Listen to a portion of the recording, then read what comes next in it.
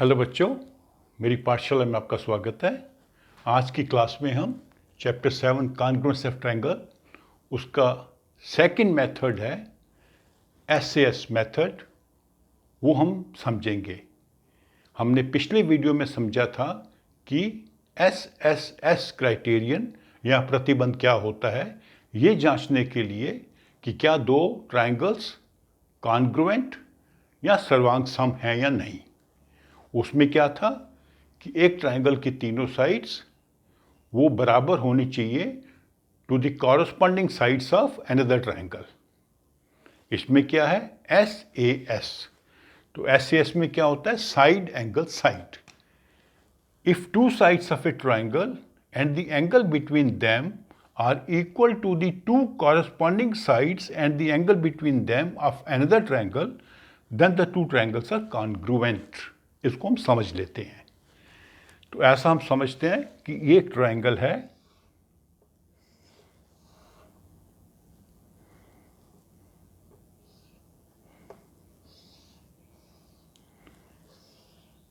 इस ट्रायंगल की ये साइड और ये साइड और उनके जो बीच एंगल है, उनके बीच वाला एंगल, ये सबसे इंपॉर्टेंट है।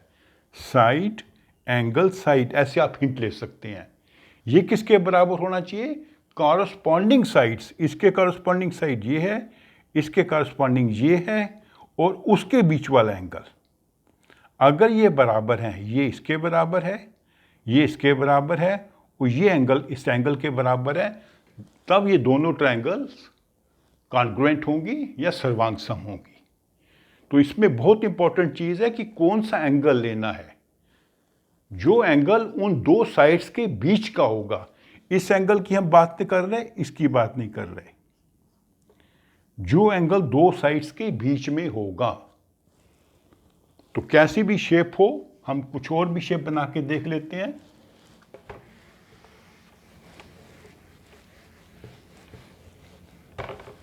मान लीजिए ये राइट एंगल ट्रायंगल है,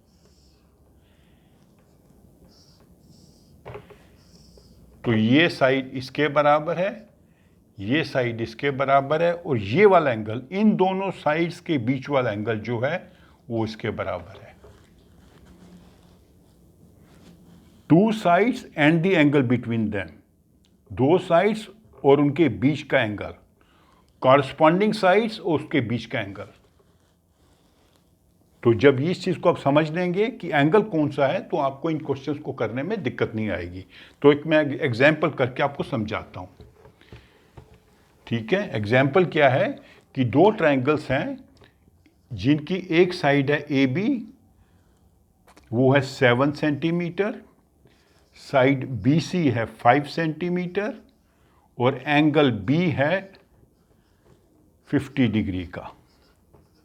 एक और ट्रायंगल है, उसकी साइड DE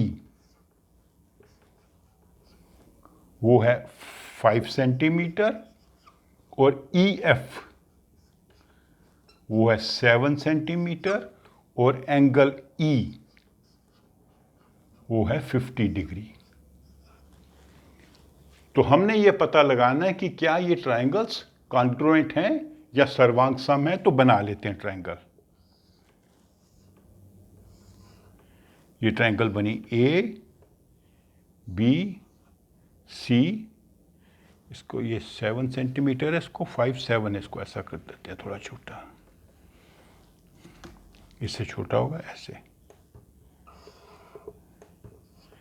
ये 7 सेंटीमीटर है, ये 5 सेंटीमीटर है और एंगल B, ये वाला एंगल 50 डिग्री का है। ओके,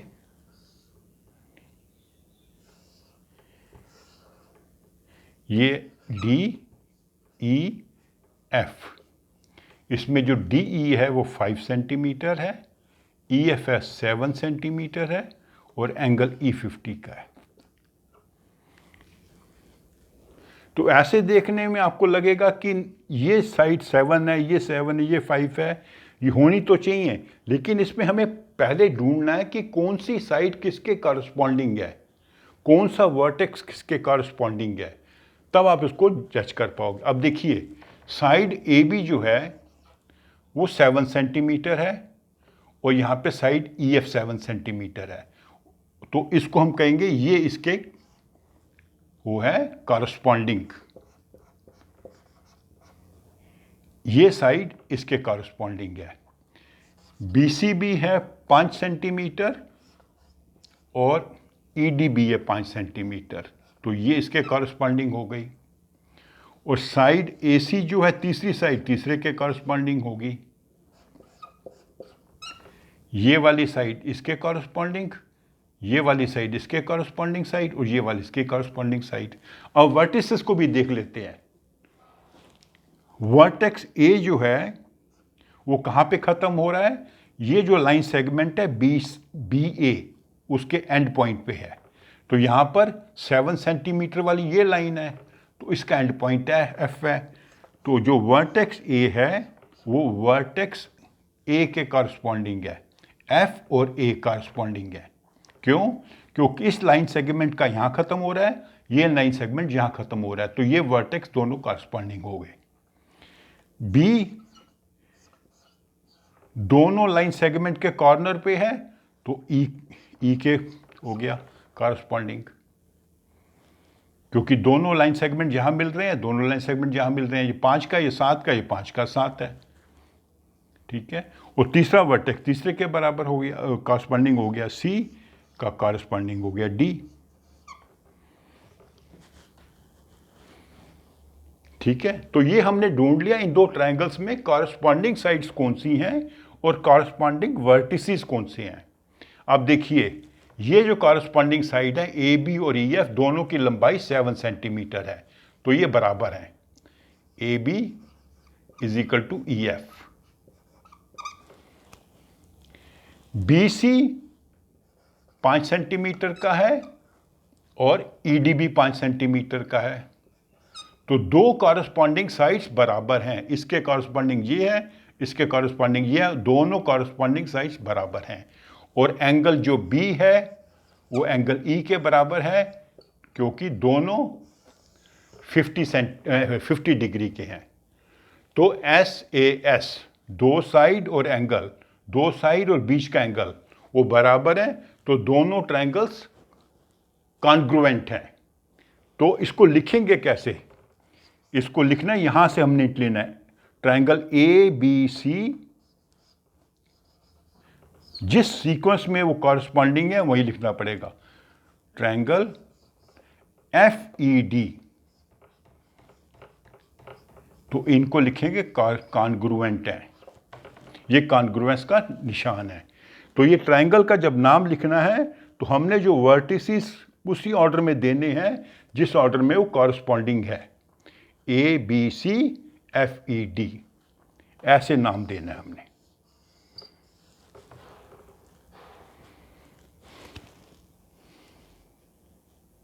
तो इस प्रकार कोई भी क्वेश्चन आप हल कर सकते हैं, उसमें आपने देखना है कि दो कॉरस्पॉन्डिंग साइड कौन सी हैं, वो बराबर हैं या नहीं है, और जो एंगल बीच वाला है दोनों एंगल के, दोनों ट्रायंगल्स में उन साइड्स के बीच वाले जो एंगल्स हैं वो बराबर हैं कि नहीं है। तो मैं फिर से एक बार आपको बता देता हूं कंक्लूजन में कि जब एक ट्रायंगल की दो साइड्स और उन साइड्स के बीच वाला एंगल दूसरी ट्रायंगल के कॉरस्पॉन्डिंग साइड्स और उन कॉरस्पॉन्डिंग साइड्स के बीच वाले एंगल के बराबर हों, तो दोनों ट्रायंगल्स जो हैं कॉन्ग्रुएंट होंगी या सर्वांग सम होंगी। If two sides of a triangle and the angle between them are equal to the two corresponding sides and angle between them of other triangle, then both the triangles are congruent। ठीक है। तो इसमें जो बाकी आपके questions हैं उनको आप अटेम्प्ट करिए, मैं भी एक्सरसाइज आपको करके बताऊंगा एक अलग वीडियो में। तो अगले चैप्टर में अगले वीडियो में हम समझेंगे जो थर्ड मेथड है वो है ASA method, angle side angle. तो अगर आपको ये वीडियो अच्छी लगी है, इसे आप अपने फ्रेंड्स के साथ शेयर करें और मेरे चैनल को सब्सक्राइब करें। Thank you.